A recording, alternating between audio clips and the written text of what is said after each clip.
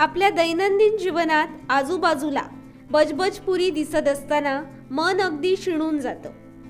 नेमक्या अशा क्षणी कोणीतरी कलावंत आपल्या कलेची साधना करत त्या निर्जीव फळ्यांना सजीव करताना पाहून मन प्रसन्न होतं आणि त्यातूनच जगण्याची नवी उर्मी मिळते।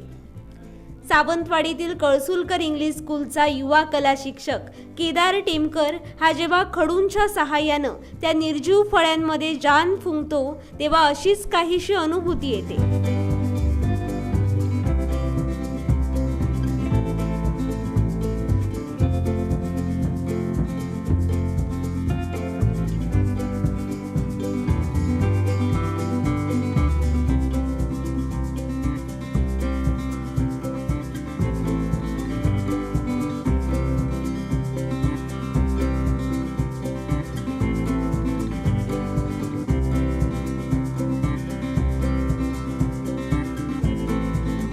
आजच्या डिजिटल युगातही शाळांमध्ये लाकडी फळे अडगळीत जायला सुरुवात झाली असतानाच केदार टेमकर यांनी त्या फळ्यांमध्ये जीव ओतून त्यांना जिवंत करण्याचा निर्धार केलाय।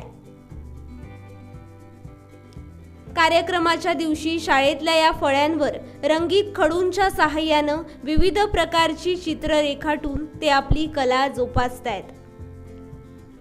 चित्र रेखाटतानाचे त्यांचे हे व्हिडिओ सोशल मीडियावरही बरेच व्हायरल होत असतात। त्यांची ही चित्रे सर्व स्तरातून कौतुकास पात्र ठरतात। याचीच प्रेरणा घेऊन केदार टेमकर यांनी आपली चॉक आर्ट ही कला सुरू ठेवली आहे। शेखर सामंत, तरुण भारत न्यूज, सिंधुदुर्ग।